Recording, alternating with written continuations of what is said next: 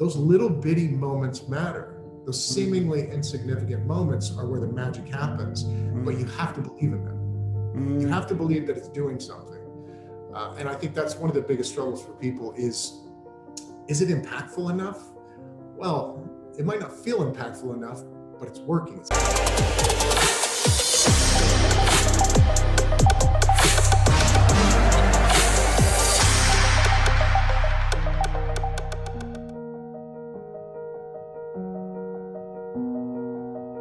Hello and welcome to another episode of the Finding Equilibrium show. Delighted to be here, delighted you're here, and delighted that my guest today is Jessie Pavelka. And Jessie is the co-founder and director of Pavelka, which is a really interesting health and well-being business, which we'll talk about in a moment, but is also an international health and well-being expert. And I'd love to use the word celebrity because I know in many parts of the world you are a celebrity. But welcome, Jessie. How are you today?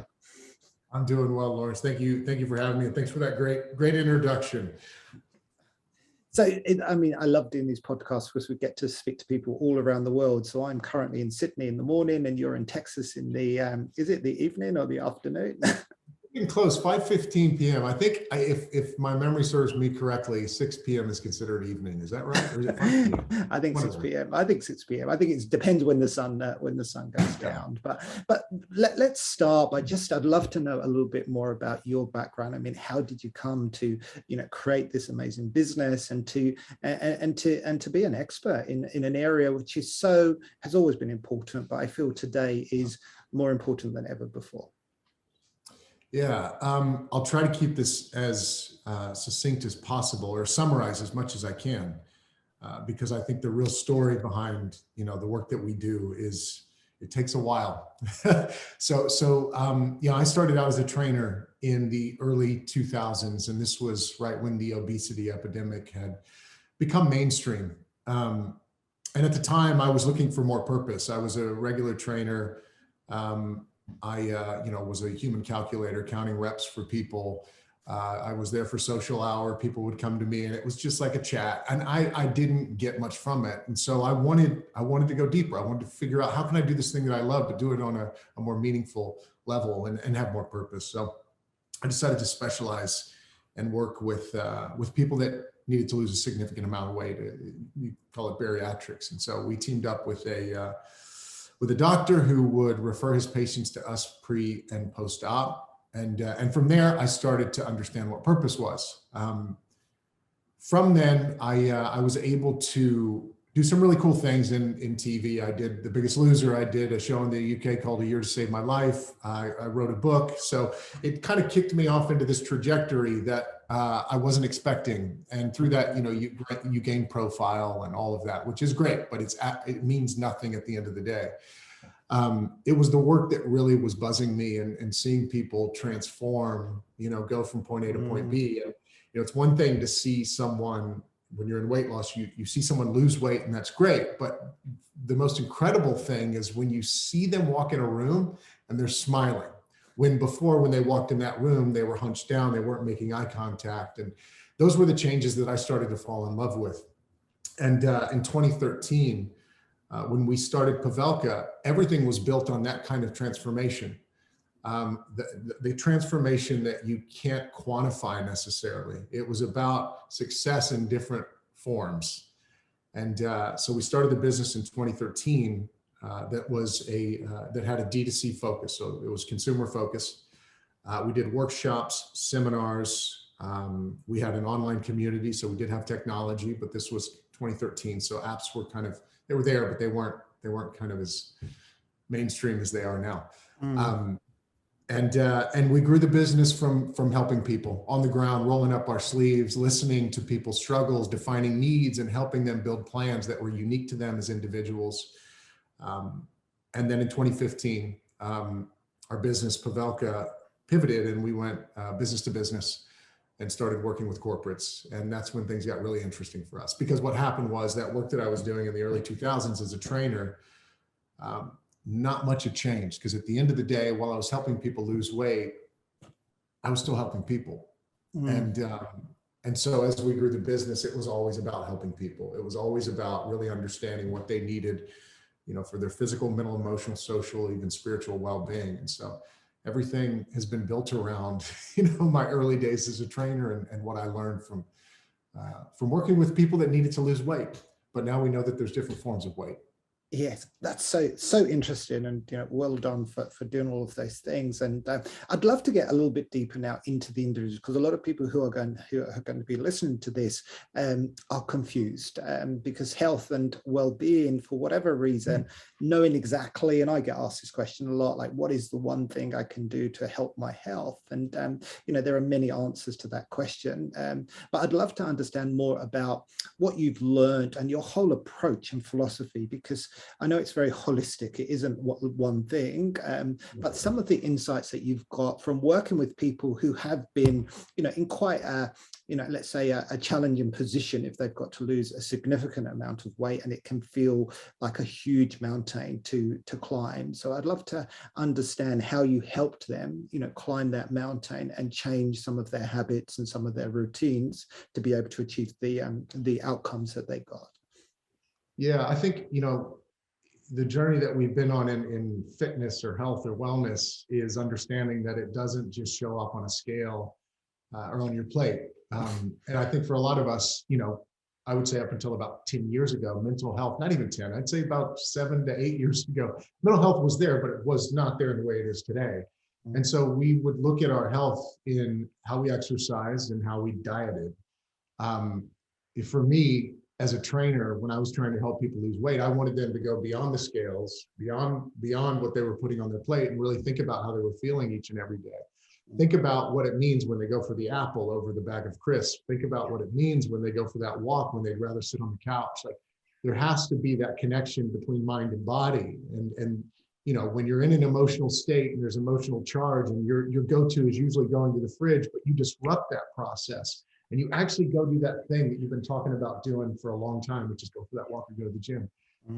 Those were the types of things I wanted people to notice, which is much more of the inward game. So for us, it's always been, yes, the logic is important. It's important to be able to quantify, especially for high performers.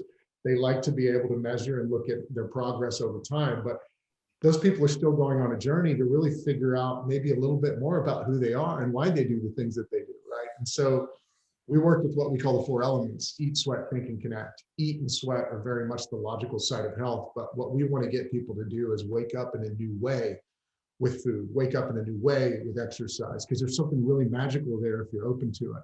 Like, you can experience something like you've never experienced if you can really go beyond just getting on a treadmill, really connect to how you feel. That's the journey that we want people to go on. And some people won't go on that journey, and that's fine. They can keep doing what they're doing, and they can demonstrate, what it looks like to really push yourself in the gym. But we want people to really attach mind and body to their efforts and think about how they want to feel. And also, I'll go back to the elements. I'm sorry, I'm kind of bouncing around, but we've got think and connect, and that is all about feeling, awareness. It's all about others as well, right? It's about how we bring others into our experience and the impact that we have on the world around us. So that's health. And I'm not sure that many people, again, going back to 8 years ago, were really adding that to the equation as much as they should have. And that's been our mission. We launched our new strategy in 2021, and the vision was to light up the world with well-being. Now, some people might say, what the heck are you talking about? You're going to light this world on fire. But going back to the changes that we saw in people that we fell in love with, that person walking in the room, smiling and upright, making eye contact, those people were lit up, and they were woken up in a new way, and they were lit up. And that's what we want to see. We want to see people light up, because when you light up, others do. I love when that. you start to bring others into your experience after you've made changes in your life, and you share your story and you share your experience, you're going to impact the world around you. And that's at the core of everything that we do.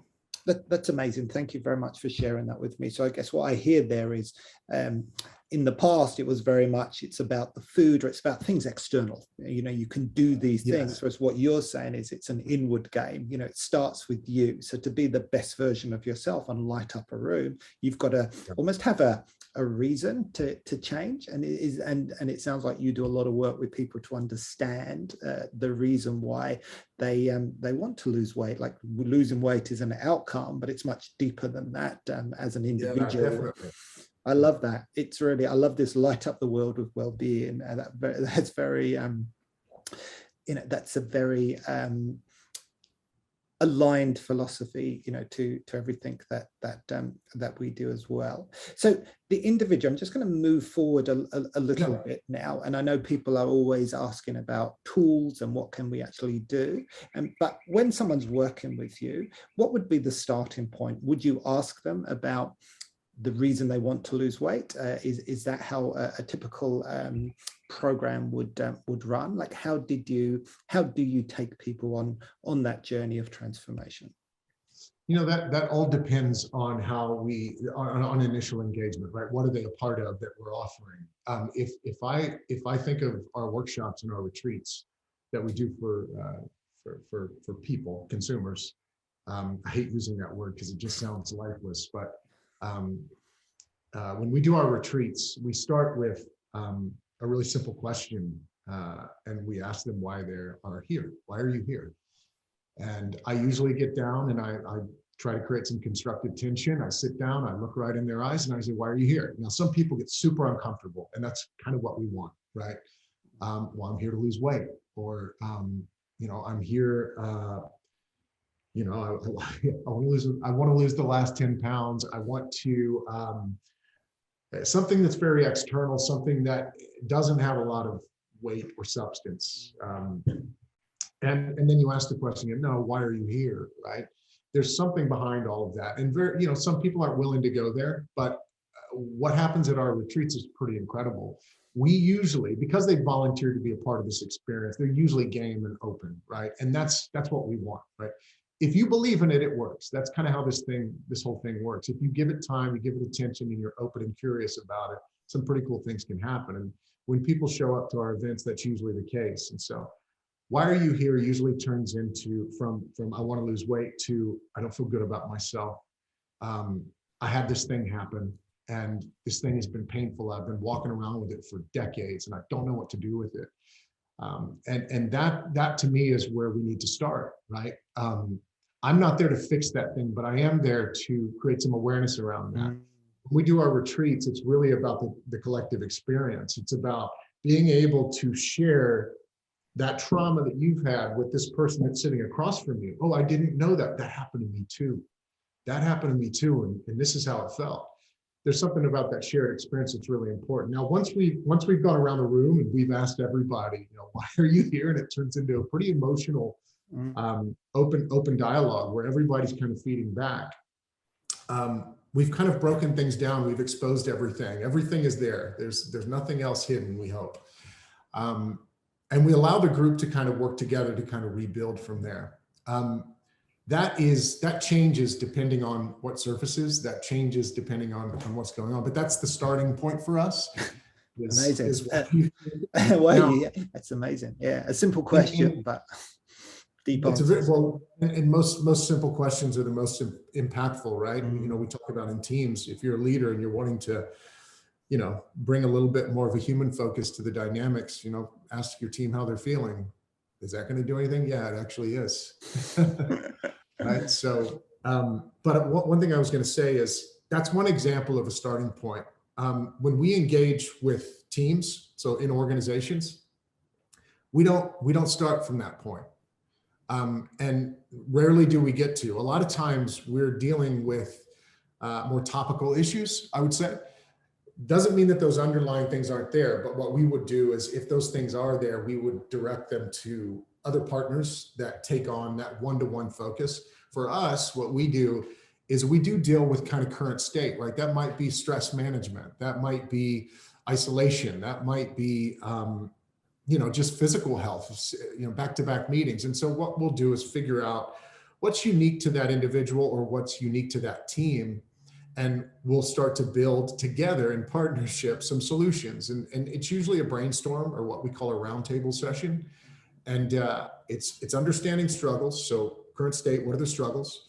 Defining the needs and defining the next action. And the next action is usually something that's geared towards physical, mental, emotional, social, and or spiritual health. But it's usually defined by them. We make suggestions. Okay, so this is really the connect piece. So that out of your model, the connect is really around you helping them connect with each other and your input in making suggestions. Yeah. And typically, what types of things would come out of those roundtable discussions? So the key is to keep things simple and sustainable. For us, that's the contextual piece that we give ahead of a roundtable discussion. Sometimes, depending on what's going on within that team, there are multiple conversations that we need to have. If there's toxic relationships, if some team members are not, let's just say, disengaged. Sometimes there's additional effort that we need to give. However, whenever let's say stress management, good examples of what we would introduce into that team is, okay, if you're doing hour-long meetings, let's do 45-minute meetings. And in those 15 minutes that you now have that you didn't have before, let's fill them with something. What could you fill them with? Oh, I could do a 10-minute walk. You know what? We could actually come together and we could do a 5-minute meditation. Maybe what we could do is start the meeting with 5 minutes of asking people how they're feeling and just kind of get a temperature check on people and make sure we're all good. Those kind of things are the types of things that come up in those conversations. There's two things here though, right? We're talking about a team and that's more of a, how do we integrate these things into the dynamic of the work experience? But then if we're talking about the individual, which is what you actually started this question with, was, as an individual, there's the ownership piece.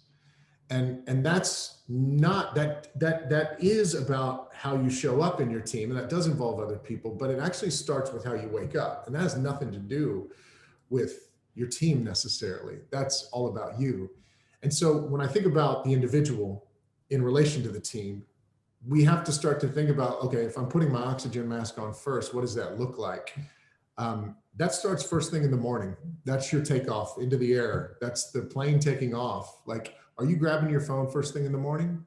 Yes. Okay, well, let's look at that. Like, what can we do differently there? I guess I could put the phone in a different room, or, create some distance between me and the phone in some capacity, at least. And instead of grabbing the phone, maybe what I could do is just lay in bed and do some breathing, because I notice my heart rate's elevated right when I wake up. Also, I'm not even drinking water in the morning. I just go straight to the coffee. Maybe I could actually go for water, and I'll add some lemon to it as well, because I hear that's good for me. Or maybe I could sit down and have a meaningful conversation with my kid. I haven't talked to them in a while. And usually when I talk to them, I'm in a hurry. Maybe I could start and just have a few moments with them. So this is I guess what I'm getting at is, for the individual, it's finding those moments, right, where you are taking care of you. And that doesn't mean training for a marathon. Those little bitty moments matter. Those seemingly insignificant moments are where the magic happens, but you have to believe in them. You have to believe that it's doing something. And I think that's one of the biggest struggles for people is it impactful enough? Well, it might not feel impactful enough, but it's working, it's doing something. Because the alternative is you picking up that phone. And all the time what that does, that's you living life reactively. So for the individual, and that's where the ownership comes in. That's not a program, it's not a diet or exercise program. That's you taking ownership.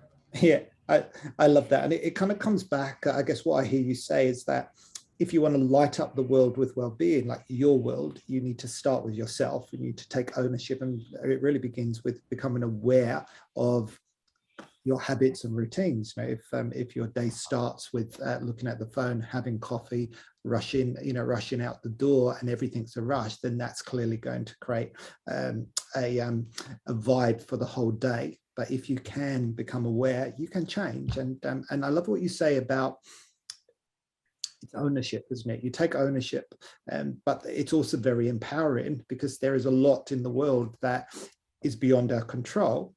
But how you actually spend those moments, what you do with your what you feed your body, whether you decide to do exercise or not, or what time you go to bed, these are all within our own control, and we can actually take ownership of those things and change those things if we choose to. Yeah, and I think this ownership piece is so important. I think that so many people don't start. They don't start either. Well, there's a variety of reasons why they don't start. What one would be that either they feel like they don't deserve, they don't have time, they don't, they can't follow the program, or they're waiting for that next thing. Right? There's this kind of reactive nature to whatever it is, but there's something clogging that conduit, and it's really simple. It's a mindset shift. And understanding that in any given moment, like, you get to start to build this relationship with this thing called health and well-being. Any given moment, you get to do that.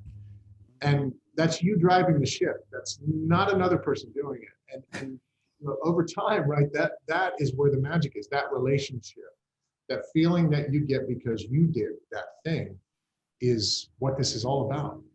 At the end of the day, that's what this is all about. No, I love that. So let's talk more about teams, because take a scenario, and this is a scenario that I was in, if you like, that I took ownership. I elevated my habits and improved my health and well-being, right at the start of my journey. But then I was working in a big company where lots of people were not doing that. And the struggle I had was, how do you influence others to create healthy teams and take more of a strategy around creating a healthier organization? This is what we're hearing now through the work that we do around the world, is that many organizations now are very aware of the importance of health and well-being to business performance.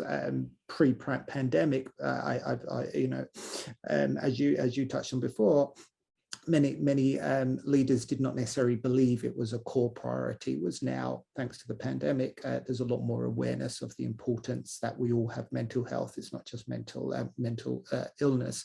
But I'd love to understand more about the work that you do with organizations. We touched on some of the things, some of the very specific things, but as we know, behavior change takes time. Changing people's mindset is not easy, and it takes time for people to really become more cohesive and more integrated as a team. So I'd love to understand more about some of the work that you do with organizations to help them create cultures of well-being. Yeah, so we work strategically with leaders and teams. That's one way that we deliver. We also work in partnership with HR directors to figure out how we can add value to the existing offering. Those are two different things, right? So if we're running an initiative, it's company-wide. It's not targeted, and it's making sure that every employee that's a part of this initiative or under the initiative is able to engage in what we offer in some capacity. We deliver through our technology. We have an app where we run challenges, we run programs. Our challenges, we try to make them as inclusive. We actually make them inclusive, extremely inclusive. And we take a kind of leave no man or woman behind approach. So usually there's a collaborative element to it where you'll do things in pairs of 4, which I think is different. It's not about leaderboards with an individual high performer crossing the finish line. It's like that high performer has to work with individuals and make sure they all cross the finish line.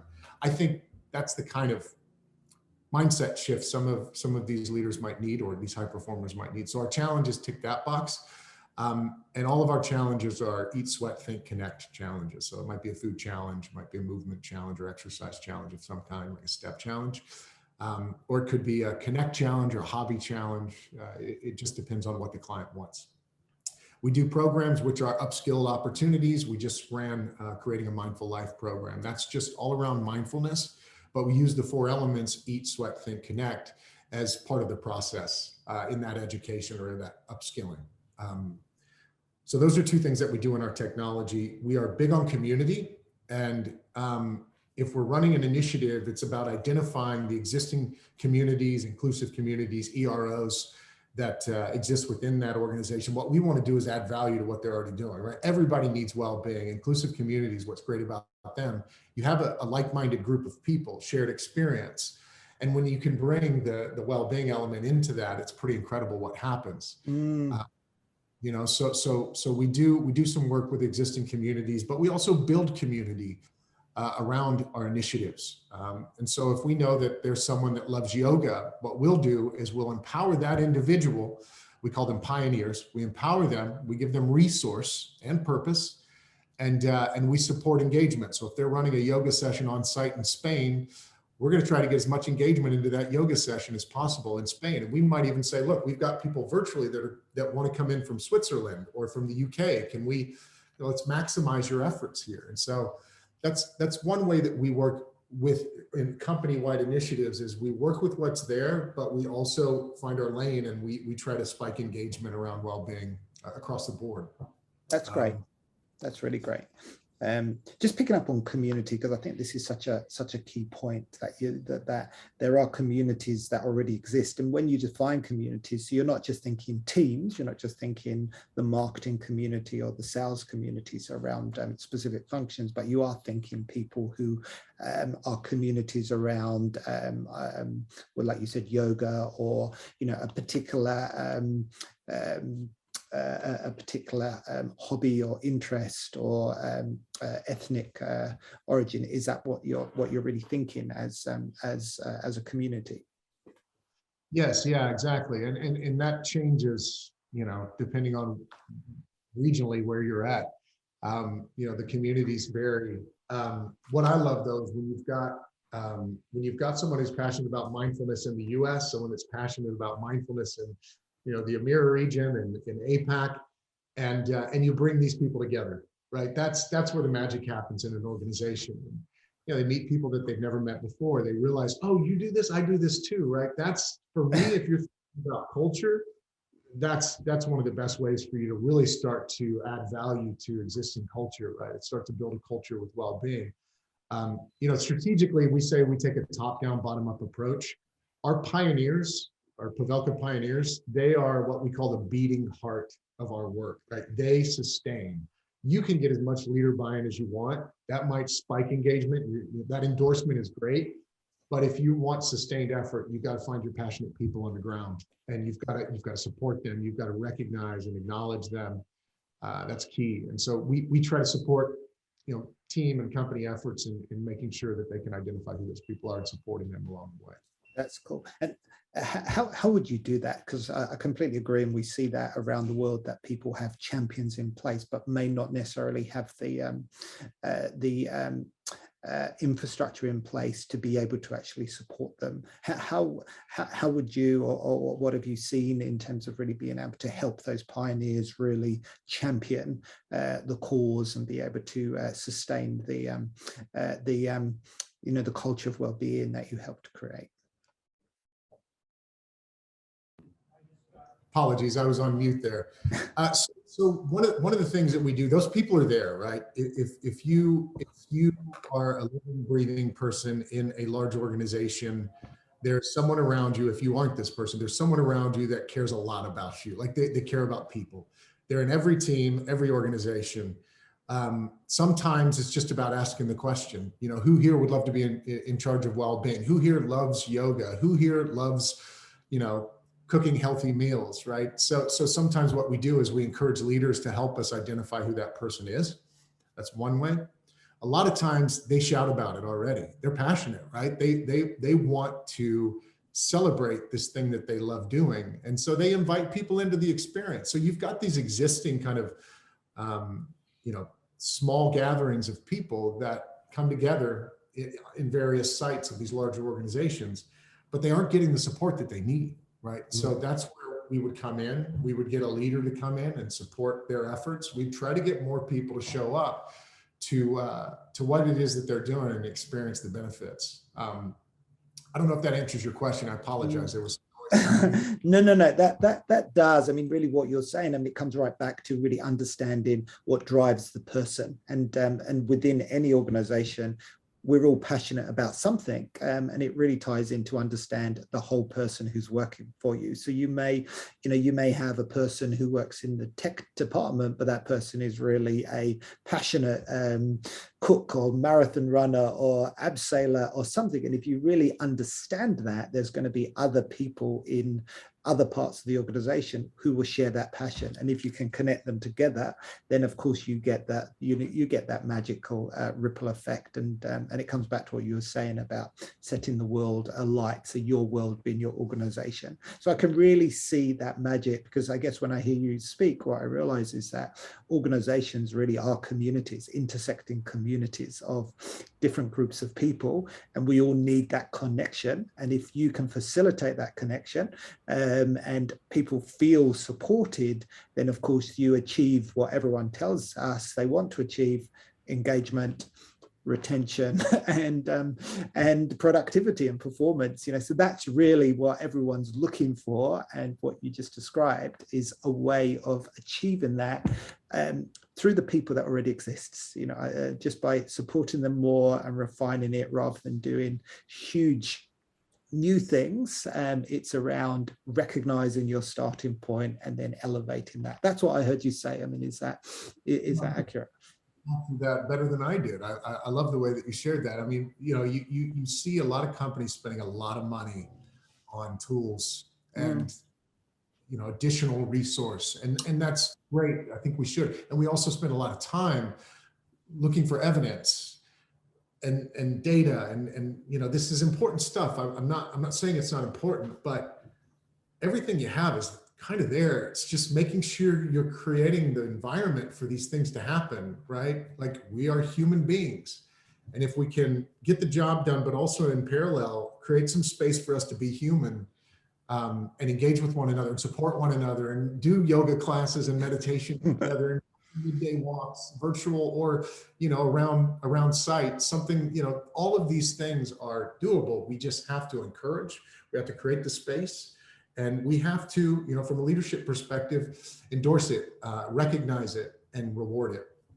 Completely agree. Yeah, that's wonderful. Thank you for sharing that with me. I'm conscious we're almost out of time. Just want to move on and talk about one thing. And I guess we're all operating in a macro environment that impacts us. We're still in a pandemic. We've got wars going on. We've got economic challenges, and that of course impacts us all. And a lot of people are really struggling at this time, and a lot of leaders are dealing with people who are going through huge amounts of emotional challenges, whether it's real now or just a worry about the future in terms of all the things that are actually happening.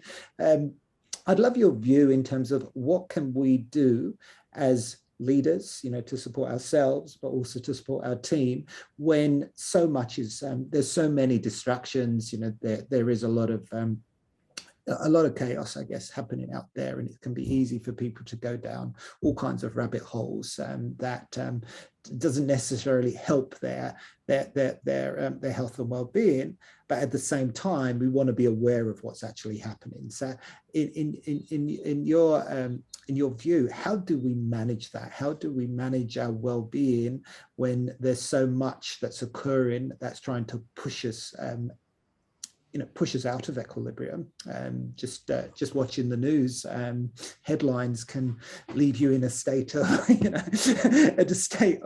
a state of ill-being. So I'd love your perspective on how to find balance with in the current context. And I say the current context, we're in a world that is changing very fast. So this time next year, who knows what the big challenges will be? But there's lots of change occurring in the world that we need to be able to support ourselves, and support our teams through these times. Yeah. I think we all feel it. I think we all feel like there's a lot happening right now, and there's, we were introduced to a new level of uncertainty, in 2020 when the pandemic kicked off, and it just felt like everything changed, right? Not necessarily a bad thing. It just felt like, okay, what do we do? I think that we've been on this kind of crash course in, redefining what certain things mean to us, our environment, our well-being. Like, it's going to look different now. So go on a journey and figure out what that means to you. But in parallel, like, we thought, okay, well, this thing will come to an end and we'll be okay. But that's not how life works, right? There's going to be a thing, and that's what's happened. And I think we were hoping, this is just my assumption, I think we were hoping for something to end and us go back to the way things were, at least have some sense of familiarity. And I don't think that we got that. And so, struggle is a part of behavioral change. You mentioned behavioral change earlier on. Transformation equals struggle, or transitions equals struggle. There is struggle involved. And I would just say that, in the process of change or transformation, there's that phase where it's hard and you sit with, and you have to sit with, that's part of the process. We're in that phase. Like, we're sitting with struggle. We're listening. We're learning. We're in this together. It's not easy. That's okay. First and foremost, that's what comes up for me.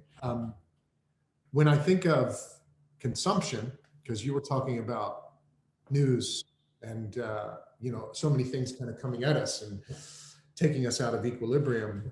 I'm a big believer in you are what you consume. That's food, that's information, that's atmosphere, environment. And so you have to choose wisely. If I decide to go for the candy bar, I'm going to get a spike of insulin and my blood sugar is going to go up and it's going to drop down. If I choose to go for the media that is just producing a lot of fear and uncertainty in me, it's going to give me something, and it's also going to take something. They're no different. And so I think you have to be smart about consumption. Boundaries across the board is something that we've talked about in our work, specifically in teams. And, there's boundaries that we set with the world around us, the people around us, but the most important boundaries are the ones that we set with ourselves. And those get unnoticed sometimes. What is the conversation you're having inside of your own head? And what promises are you breaking to yourself? What things are you saying you're going to do that you aren't doing? These kind of things matter. And I think specifically, when we are not aware, when we're asleep at the wheel, we invite certain things into our lives. We consume certain things that take us off balance. It's only when we're awake that we can notice those things and do things differently. So pay attention to what you consume and be true to yourself. Those boundaries you create for yourself are the most important, because you can't set other boundaries unless you set those for yourself. Those are my thoughts. I love that. That's really spot on. It comes right back, doesn't it, to where the conversation started about ownership and awareness. So once you become aware, because we all are consuming, and sometimes you look at Instagram, before you know it, an hour has passed, and if you've watched lots of videos of dogs that are doing funny things, but that's an hour of your time, and you're making that choice because all of the companies are designed to keep you engaged. That's the whole thing. And the food consumptions, you eat a packet of crisps, they're not designed for you to eat just one. So it really is you becoming aware of that and taking ownership and setting your own boundaries. I love that. I love this point that you said, is that you are what you consume. I think that is a really good way of actually putting it. So we're almost done. So the last question that I ask everybody, given this podcast is called the Finding Equilibrium Show, and we've talked a lot about balance, but I'd love to know exactly what finding equilibrium means to you. There's no right or wrong answer. And then the other part of the question is, given your life, and clearly you have a lot of knowledge and I'm sure lots of great habits and practices in place. But I'd love to know specifically what you do each day to keep yourself in balance and in equilibrium. Yeah, I mean, it's certainly not perfect, and I think that's one of my problems. Is I've got to, there's perfect is sometimes the aim for me, and that's not realistic. And so I think in relation to balance, we oftentimes think it means equal parts. It doesn't. Actually doesn't. It's about sing when things are a little off kilter. Like I can be a really good dad for 30 minutes, and that ticks that box for me. Like that means that those 30 minutes that it's not equal time spent. That's essentially what I'm saying. Like I can work 8 hours in a day and be a really good dad for 2 hours, and that, or an hour even, and that's balance, right? So I think for me, it's not equal parts, it's quality, and it's moments. And so I think for me, it's making sure that all aspects of me, myself, my family, my work, myself includes physical, mental, emotional, social, spiritual, all of that. So that's all under the how that then kind of that red thread that runs through all of those. And so if anything is off for me, I notice it pretty quick. Like I've got certain I don't know, feedback cues that let you know. Yeah. yeah. One for me is my son's a big one, right? If I think things are off there, I haven't made time for that. That's not balanced. Something's off there, and I've got to make that a priority. I'm a physical person, so exercise is extremely important to me. If I don't have that, I don't have a lot. And so movement doesn't mean me going to the gym, but movement, getting out of my head and into my body, I have to do that. If I notice I'm stiff, or if I've been in back to back meetings, which today was a pretty full-on day, I've got to get moving, got to get out of my head and into my body. If not, the next day, I'm going to start feeling either resentful. What is this all for? You know, if that part of my life isn't intact, then it's not good. Am I answering your question? Yeah, it's good. It's good just to, I think key thing that I'm taking from what you say is, you know, I guess different personality types will have different aims, but it's not about being perfect. Even though you've got the knowledge, there are going to be times during each day that it's a bit out of balance, you know, because you've got lots of meetings, or you know, you're not able to focus on everything all of the time. You can't be perfect in every area, but when you've got that inner awareness, then of course you can correct it you can adjust. And I think that's probably the key thing I'm hearing you say, is that if you're aware that you've got out of balance, then you can take action and adjust it. But if you don't listen and you just keep doing these habits, if you like, that don't support you, then eventually you have to take big action, because your body becomes so out of equilibrium that it requires a major shift. And that, I guess, brings us right back to what you said right at the start, working with people who were so obese and overweight, that their bodies had become so out of equilibrium that it required a huge amount of support to get them back, almost a reprogramming of the entire way they looked at their lives, the way they behaved, the way they, you know, the way they, you know, it's your four things, your four elements, the way they fed their bodies, moved their bodies, thought, and connected. And so it requires that huge amount of support. But once you are in a position of balance, you are going to still get out of balance from all the things that we've been talking about. But with the tools that you have in place, then of course you can make adjustments, and then you're back sailing forward. I mean, that's what I heard you say. And I think a lot of people, I mean, I find this myself, like when I was running a big health and wellbeing program in an organization, you know, with thousands of people, I became known as the wellbeing guy, and I'd walk into someone's offices and they would literally throw the biscuits under the table. And I felt really bad. And I said, look, don't do that. You know, it's not about, I'm not here to shame you for eating biscuits, you know? Because I think a lot of people feel that they have to be perfect. And I think what you've said will give people a lot of reassurance that it isn't about 100%. Maybe it's 80-20, you know, maybe it's 70-30. It really depends on the individual, but trying to do more things right rather than everything right will help you remain well. Yeah, one thing I was just going to add, now I'm thinking about my answer rather than just giving an answer. You know, the 4 elements for me are a great focal point for me when it comes to balance. You know, eat, sweat, think, and connect. And I'm not sharing them as a plug. I'm sharing them because they work, and they give you that very simple kind of cue that did I do that thing today? Okay, I did. Good. Okay, I'm good. I don't think that a lot of people have that internal awareness to really even think about the food that they've eaten, to think about how much they've moved, to think about what they did when they were stressed and overwhelmed, to take care of their mental health, to think about the people that they engage with on a day-to-day basis and whether or not those connections or interactions were meaningful or healthy, or if something good happened from those connections.